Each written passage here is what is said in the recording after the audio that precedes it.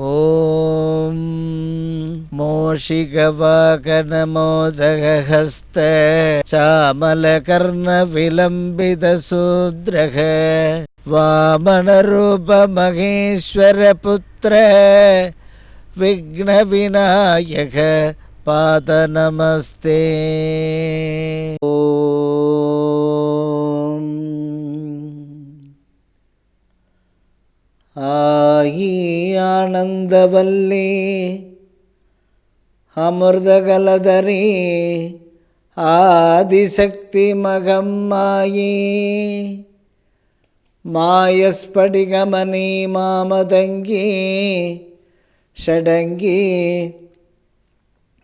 ஞானார்த்த பரிமளநயகரீம் நாதவிந்துதாரிணி நாதாந்ததர்ப்பநகரீம் ஸ்ரீம் பீஜமந்திரஸ்வரூபிணி அம்பா நமோஸ்துதே. ஒரு நாஸ்தீகனும் ஒரு ஆஸ்தீகனும் இரண்டு பேரும் ஒரு கிராமத்தை நோக்கி பயணித்து கொண்டிருந்தார்கள். அவங்க சொந்த கிராமத்துக்கு கிளம்பி போயின்னு இருக்காங்க.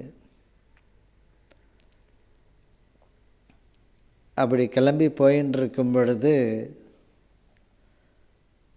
அந்த வழியே ஒரு பிள்ளையார் கோவில் வந்து விட்டது. அந்த பிள்ளையார் கோவில் வழியில் வந்த உடனே ஆஸ்திகன் பாதரட்சையெல்லாம் ஓரமாக கட்டிட்டு நேராக உள்ளார போயிட்டு பிள்ளையாரை வலம் வந்து ஒரு 3 தரம் வலம் வரான். இந்த 3ஆவது தரம் வலம் வரும்பொழுது அவனுக்கு அங்கே பாம்பு கடிச்சிடுது. ஐயோ இவனுக்கு பாம்பு கடிச்சிடுதேன்னு அக்கம் பக்கம் இருக்கிறவங்க ஓடி வந்து, அதில் ஒருத்தர் வைத்தியர், மருத்துவர், டாக்டர், அவர் ஓடி வந்து தன்னண்ட இருந்த முதலுதவி மருந்து கொடுத்து அவனை உயிரை காப்பாற்றி அவனை எழுப்பி தைரியம் சொல்லி, அப்பா உடம்பு நல்லா எடுத்து கடவுளுடைய அருளால் நீ பழைச்சிட்ட அப்படின்னு சொல்லி அவனை தேத்தி அனுப்பினாங்க. இதுக்கு முன்னாடி இந்த நாஸ்திகன் போயின்னு இருக்கானே, அவன் போயிட்டே இருக்கும் பொழுது அவன் போகிற முன்னாடி ஒரு மாட்டு வண்டியில் 1,00,000 பவுன் மூட்டை ஏற்றின்னு போயின்னு இருக்காங்க. வேகமாக திபுன்னு வண்டி போயின்னு இருக்குது. போகிற வழியில் இவன் என்ன, அந்த வண்டிக்காரன் பின்னாடி இருக்கிற மூட்டையை கவனிக்காமல் இருந்துட்டான். அந்த மூட்டை ஒரு கல்லில் ஏறி இறங்கிச்சு, பள்ளத்தில் இறங்கி ஏறிச்சு. டகார்னு அந்த மூட்டை கீழே விழுந்தது. விழுந்த உடனே பக்கத்தில் இருக்கிற பள்ளத்தை நோக்கி அந்த மூட்டை உருண்டு பிறண்டு போய் புதாரில் விழுந்து போச்சு. இந்த விழுந்த வேகத்தில் ஒரு 5-6 பொற்காசுகள் கீழே விழுந்திருந்தது ரோட்டில். இந்த நாஸ்திகன் நடந்து வரும்பொழுது வழியில் பார்த்தாக்க அந்த ஒரு 5-6 பொற்காசுகள் அவனுக்கு கிடச்சிடுது. அப்பா, ஒரு பொற்காசுகளே இன்றைக்கி ₹1,00,000, நமக்கு ஒரு 5-6 பொற்காசுகள் கிடச்சிடுது, பல லட்சங்கள் கிடச்சிடுது அப்படின்னு ஒரு சந்தோஷமாக பயணிக்க ஆரம்பித்தான். ஒரு காலகட்டத்தில் இந்த நாஸ்திகனும் ஆஸ்திகனும் 2 பேரும் ஒரு இடத்துல சந்திக்கிறாங்க. என்னப்பா பிள்ளையார் என்ன கொடுத்தாரு? பிள்ளையார் வணங்கினேன், ஆனால் அங்கே வந்து பாம்பு கடிச்சிடுது. ஏதோ அங்கே இருந்தவங்க மருத்துவர்கள் ஓடி வந்து அங்கே அக்கம் பக்கம் இருக்க பக்த ஜனங்க வந்து காப்பாற்றி என்னை வந்து உயிர்ப்பிச்சு எழுப்பிட்டாங்க. இதை பார்த்த அந்த நாஸ்திகன் சொல்கிறான், நீ கடவுளை வணங்கினதுனால உனக்கு பாம்பு கிடைச்சிது.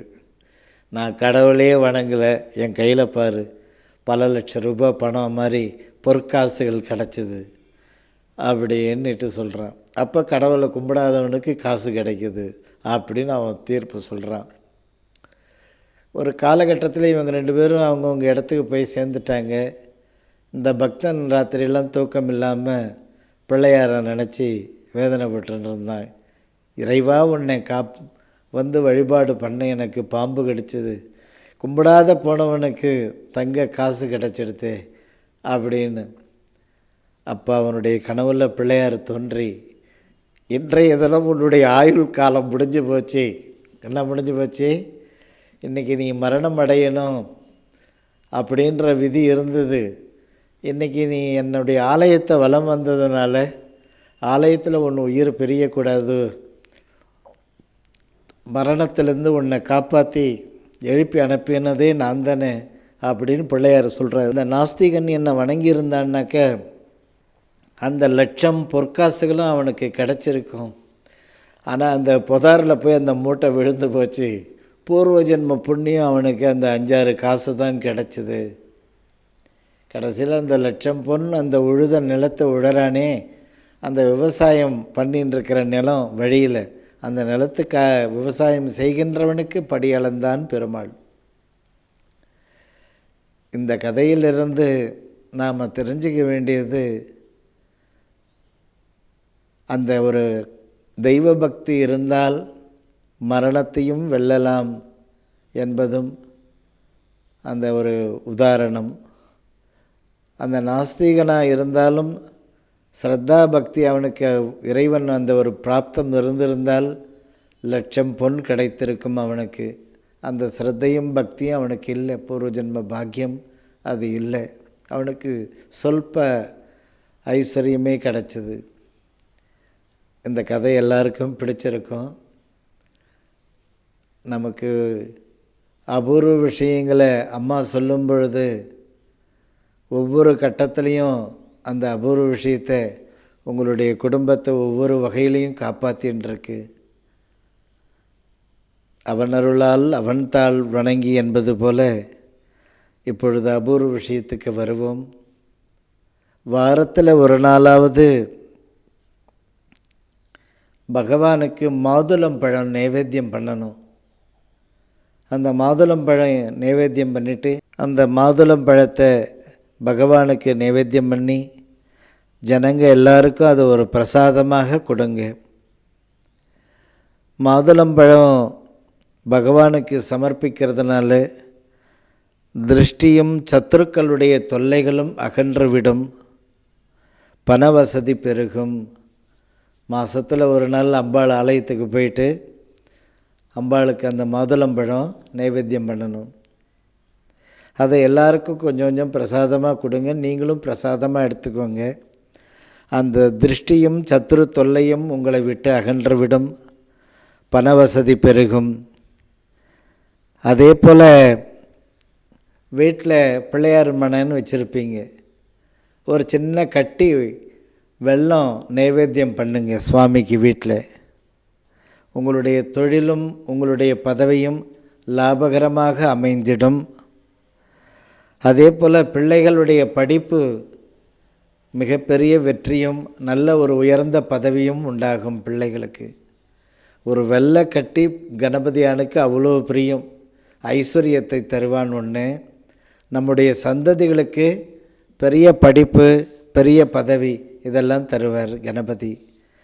அன்பு தாய்மார்களே, நாம் வாரத்தில் ஒரு நாளாவது அந்த தேங்காயை உடைக்கிறதுனால நினைத்தின்னு இருக்கிற வேலை நிறைவேறும், நாம் நினச்சின்னு இருக்கிற வேலை நிறைவேறும். அதே போல் தாராளமான ஒரு பண வசதி உண்டாகும். மூன்றாவது, நம்ம சுற்றி இருக்கக்கூடிய தடைகள் நம்மளை விட்டு நிவர்த்தியாகும். தேங்காய் உடைக்கிறதுனால அவ்வளோ நன்மைகள். நம்ம சுற்றி இருக்கிற சத்துருக்களுடைய தொல்லை, திருஷ்டி, வியாதி வைக்கன்னு சொல்கிறோமே, இதெல்லாம் நிவர்த்தி ஆகும் தேங்காய் உடைக்கிறதுனால. அதே மாதிரி தாராளமாக பண வசதி உண்டாகும். நாம் நினச்சின்னு இருக்கிற வேலை ஜெயமாகும் தேங்காய் உடைக்கிறதுனால வீட்டில், ஆலயத்தில். அன்பு தாய்மார்களே, அதாவது இந்த ராசிகளுக்கு இந்த வருஷம் துவக்கத்தில் ஏதாவது ஒரு சின்ன தீபம் போடலாமா தாய்மார்களே? அவங்கவுங்க ராசியை அப்படியே படிச்சுன்னு வரேன், அந்த தீபத்தை அவசியம் போடுங்க. அதாவது ரிஷபம், துலாம் இந்த ராசிக்காரர்கள் இந்த பூசணிக்காய் மத்தியில் சின்ன பள்ளம் பண்ணி அதில் எண்ணெயை விட்டு தீபம் போடணும். அந்த தீபம் எரியிற ஜோதி முகம் வந்து வடக்க பார்த்து அல்லது கிழக்க பார்த்து எரியணும் அந்த தீபம். அதுதான் முக்கியமானது. சாமி நீங்கள் சொன்னீங்க தீபம் போட்ட, சரி ரொம்ப பிரச்சனையாக இருக்குது சாமி, எப்படிப்பா போட்டேன்? நான் நின்று தீபம் ஏற்றினேன். எந்த திசை பார்த்துருந்தது? தென் திசை பார்த்து இருந்தது. அந்த தென் திசை பார்த்து தீபம் எரியக்கூடாது, அதனால் நமக்கு தொல்லைகள் வரும். அதே கிழக்கு பார்த்து அல்லது வடக்க பார்த்து தீபம் எரிய வேண்டும். ரிஷபம், துலாம் இந்த ராசிக்காரர்கள் இந்த தீபம் போடுறதுனால இந்த வருஷத்தில் சத்துருக்களுடைய தொல்லை இருக்கிறது. அந்த சத்துருக்களுடைய தொல்லை அகலும். லக்ஷ்மி குபேர யோகம் உண்டாகும். இந்த ரிஷபத்துக்கும் துலாத்துக்கும் லக்ஷ்மி குபேரனுடைய யோகம் அனுகிரகம் உண்டாகும் உங்கள் வாழ்க்கையில். அதே போல் மிதுனம், கன்னி இவர்கள் விளக்கெண்ணெயில் தீபம் போடணும். தீபம்னா எங்கே போடுறது சாமி? வீட்லேயே சுவாமி ரூமில் அகலில் அழகாக போடலாம், ஆலயத்துக்கு சென்று போடலாம். அதுவும் மிதுன ராசிக்காரர்கள், கன்னியா ராசிக்காரர்கள் விளக்கெண்ணெயில் தீபம் போடுங்கள். உங்களை பின்தொடர்ந்து வருகிறது திருஷ்டி, அந்த திருஷ்டியை நிவர்த்தி செய்து கொள்ளுங்கள் ஆண்டு துவக்கத்திலேயே. அதே போல் லக்ஷ்மி கடாட்சம் உங்களுக்கு நிறைய ஆரம்பிக்கும். அந்த லக்ஷ்மியினுடைய அனுகிரகம் உங்களுக்கு உண்டாகும். லக்ஷ்மி கடாட்சத்தோடு பயணிப்பீர்கள். இந்த மிதுனம், கன்னி இந்த ராசிக்காரர்கள் ஆண்டு துவக்கத்திலேயே ஆலயத்துக்கு சென்று இந்த தீபத்தை போடுங்க. அதே போல் இந்த ஆண்டு துவக்கத்திலேயே கடகராசிக்காரர்கள் அம்பாள் சன்னிதானம், பெருமாள் கோவில் சன்னிதானத்தில் நெய் தீபம் போடுங்க. தாராளமான பண வசதி உண்டாகும், ஐஸ்வர்யம் பெருகும். பரவாயில்லை சாமி, நெய் தீபம் தானே இன்றைக்கி கடகராசிக்காரர்கள் ரொம்ப சுனாமி வந்து தாக்கலாம் மாதிரி இருக்குது. இந்த 2 வருஷமாக இப்படி இருக்கீங்க, எப்படி இப்படி அந்த 2 வருஷமாக இருந்த கவலை உங்களை விட்டு விலகுகிறது. என்ன வருகிறது? தாராளமான பண வசதி வருகிறது இந்த வருஷம். அதே மாதிரி இந்த வருஷம் ஐஸ்வர்யம் உண்டாகின்றது. அதே போல் சிம்ம ராசிக்காரர்கள் உங்களுடைய வீட்லேயோ ஆலயத்துக்கோ சென்று இழுப்ப எண்ணெய் கேட்டிருப்பீங்க, கேள்விப்பட்டிருப்பீங்க. அந்த இழுப்ப எண்ணெய் வாங்கி தீபம் போடணும் இந்த சிம்ம ராசிக்காரர்கள். சகல சம்பத்துகளும் நிரம்பி இருக்கும் உங்களுடைய வாழ்க்கையில். பணம்ன்றது பேரில் பேப்பரில் எழுதி தான் பார்க்க முடியுதே தவிர அது எண்ணி வைக்கிறதுக்குள்ளாலே அது செலவாகி போகுது. சிம்ம ராசிக்காரர்கள் கடந்த 22 மாதங்களாக பணம்னு எழுதி தான் வச்சிருக்க முடியுதே தவிர அந்த பணம் எண்ணிக்கை இப்படி வைக்கிறதுக்குள்ளார செலவுக்கு ரெடியாக வந்து நிற்கும் சிம்ம ராசிக்கு. அப்படின்னா இந்த வருஷம் என்ன செய்யலாம்? அந்த இலப்பெண்ணெய் வாங்கி கடத்தெருவுக்கு போயிட்டு இழுப்பெண்ணெய் எங்கே கிடைக்கும்னு கேட்டு விசாரித்து அந்த இழுப்ப எண்ணெயில் தீபம் போடுங்க. அப்போது அந்த க்ஷணத்துலேருந்து சிம்ம ராசிக்காரர்களுக்கு ஐஸ்வர்யம் பெருக ஆரம்பித்து விடும். சகல சம்பத்துகளும் நிரம்பி வழியும் உங்கள் வாழ்க்கையில். ஆண்டு துவக்கத்திலேயே செய்யுங்கள். அதே போல் மகரம், கும்ப ராசிக்காரர்கள் வேப்ப எண்ணெயில் தீபம் போடுங்க. ஆலயத்துக்கு சென்று ஒரு ஜோடி விலை அகல் தீபம் வாங்கி அழகாக ஒரு இந்தாண்டு 25 ml அதாண்டு 25 ml விட்டு திரி போட்டு அழகாக ஏற்றுங்க. மகர கும்ப ராசிக்காரர்கள் அப்படி வேப்பெண்ணெயில் தீபம் போடும் பொழுது ஏதோ இனம் புரியாத ஒரு கவலையாக இருப்பார். என்னங்க அப்படின்வாங்க. அந்த வந்துட்டேன் அப்படின்னுவார். ஏதோ இனம் புரியாத ஒரு கவலை நெஞ்சுக்குள்ளார மனசுக்குள்ளார ஓடிண்டே இருக்குது. பசங்களை பற்றி இருக்கலாம், தொழிலை பற்றி இருக்கலாம், எதிர்காலத்தை பற்றி இருக்கலாம். அந்த கவலைகள், அந்த மனசு சரியில்லைன்றீங்களே, அந்த கவலைகள் உங்களை விட்டு நிவர்த்தியாகும். சத்துருக்களுடைய உபாதை உங்களை விட்டு நீங்கும். அதாவது சூப்பர் வளர்ச்சி பணிகள் பயணிப்பீர்கள். அருமையான வளர்ச்சி பணிகள்லாம் ஆரம்பிக்கக்கூடிய ஆண்டு இந்த மகர கும்ப ராசிக்காரர்கள். அவசியம் ஆண்டு துவக்கத்திலேயே வேப்பெண்ணெயில் தீபம் போடுங்க. அடுத்தது தனுசு, மீனம் இந்த ராசிக்காரர்கள் இந்த மிளகு இருக்குது பாருங்கள், கொஞ்சோண்டு வெள்ளை துணியில் முடி போட்டு அந்த மிளகு எண்ணெயில் நினச்சி அதில் தீபம் போடுங்க. உங்களை வாழ்க்கையில் சூழ்ந்திருக்கக்கூடிய தடைகள் தகர்த்து எறிவான் பகவான். வந்து தடைகள்லாம் நிவர்த்தி ஆகிவிடும். எல்லாத்துலேயும் ஜெயிச்சு வருவீங்க. இந்த தனுசு, மீன ராசிக்காரர்கள் வெள்ளை துணியில் மிளகு முடி போட்டு எண்ணெயில் நனைச்சி அதை தீபமாக போடுங்க. அப்படி போடும்போது தடைகள் எல்லாம் உங்களை விட்டு நிவர்த்தி ஆகும். தடைகளில் இருக்கீங்க 1.5 வருஷமாக, அந்த தடையை விட்டு வெளியே வருவீங்க, எல்லாத்துலேயும் ஜெயிச்சு காட்டுவீங்க. அதே போல் மேஷம் விருச்சிக ராசிக்காரர்கள் மஞ்சள் கலந்த நல்லெண்ணெயில் தீபம் போடுங்கள். உங்களுக்கு தாராள பண வசதி உண்டாகும். தாராளமாக இருக்குதுப்பா பணம், சொல்கிறதுக்கு தேனமுது பாயிற மாதிரி இருக்கே தாயே அம்மா. அந்த ஒரு தாராளமான ஒரு பண வசதி, அதாவது மேஷம் விருச்சிக ராசிக்காரர்கள், நம்ம பையன் கூட விருச்சிக ராசியாக இருப்பான், சரி நம்ம பொண்ணு கூட மேஷ ராசியாக இருக்கும், செல்லு புல்லுன்னு இருக்குதுங்க, ஒரு நிம்மதி இல்லை அப்படின்வாங்க. இந்த பாட்டில் எண்ணெய் திரி தரேன், இதை போய் விளக்க போட்டு விட. ஏம்மா உனக்கு வேலை இல்லையாம்மா, நான் ஒரு தடவை கோயில் சுற்றி வரேன், அது போகாத. இல்லைடா கொஞ்சம் போட்டு வாடா ராஜா அப்படின்னு அந்த வேப்பெண்ணெய் கலந்த மஞ்சள் தூள் கலந்த நல்லெண்ணெயை அந்த ஒரு அகல் திரி கொடுத்து அனுப்பிச்சி குழந்தைங்கள போட வைங்க. அவங்களுடைய வாழ்க்கையில் தாராளமான ஒரு பண வசதி உண்டாகும். அதே மாதிரி அவங்களுடைய பாதை வெற்றியை நோக்கி பயணிக்க ஆரம்பிச்சிடுவாங்க. எதை நோக்கி? ஜெயத்தை நோக்கி. அந்த வெற்றி திருமகள் அவர்களை பற்றி இருப்பாள்.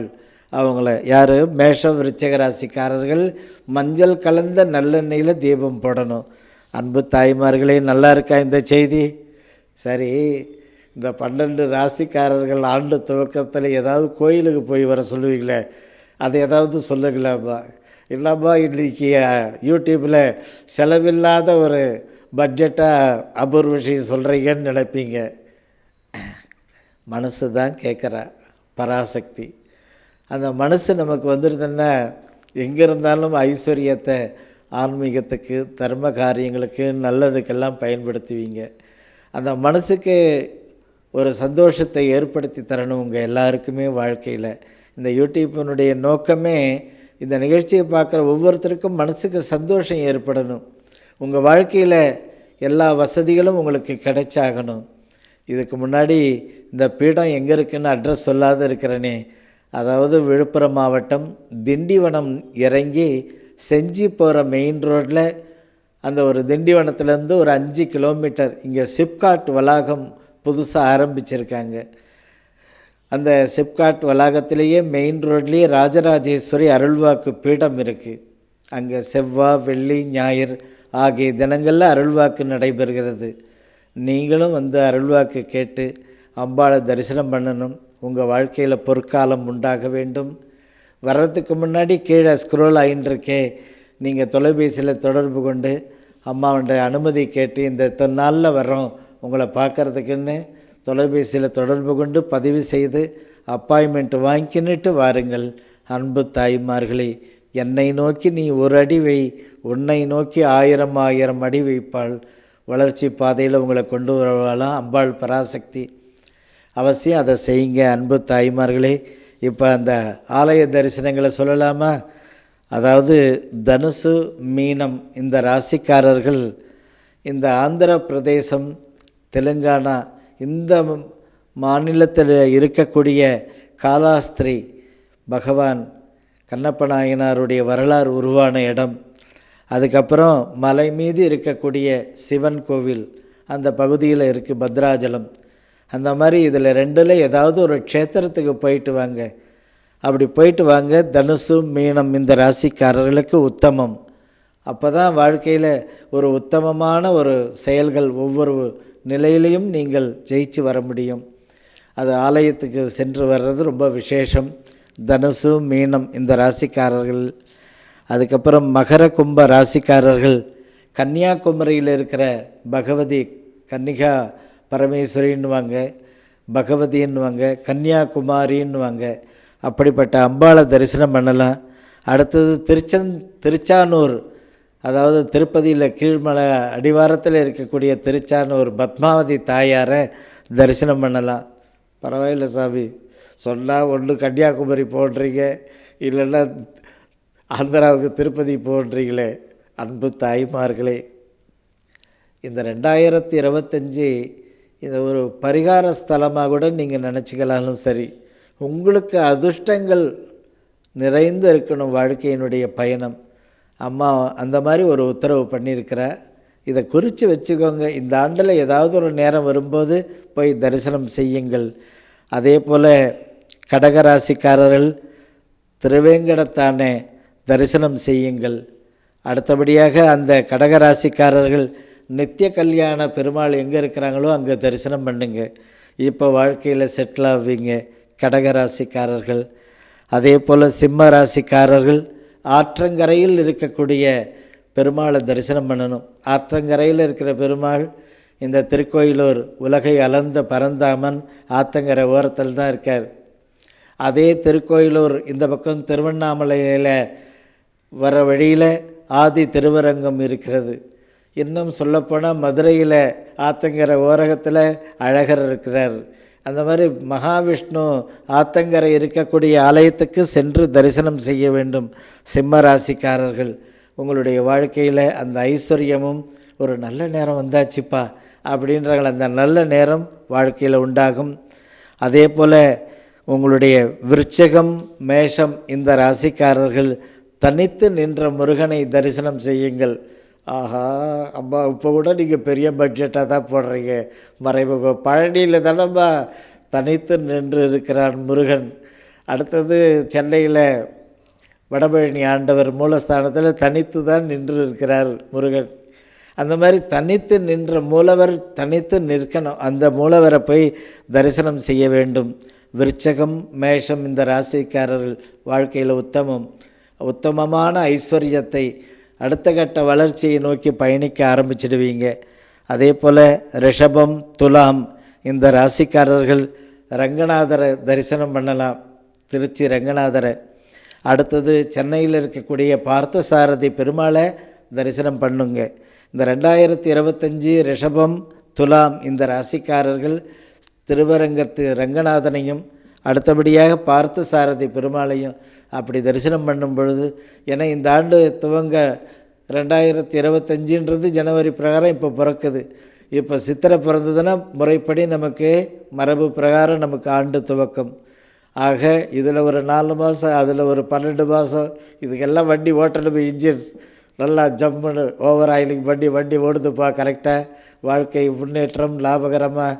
அதனால் நாம் என்ன பண்ணணும், இந்த துலா ராசிக்காரர்கள் ரிஷபராசிக்காரர்கள் அந்த திருவரங்கத்தானை தரிசனம் செய்யலாம். அப்போ பரவாயில்லை, இதையாவது ரொம்ப கிட்டத்தில் சொல்லிங்க. திருவரங்கன்னா ஒரு பஸ் ஏறி போய் கும்பிட்டு வந்துடலாம் பக்கம்.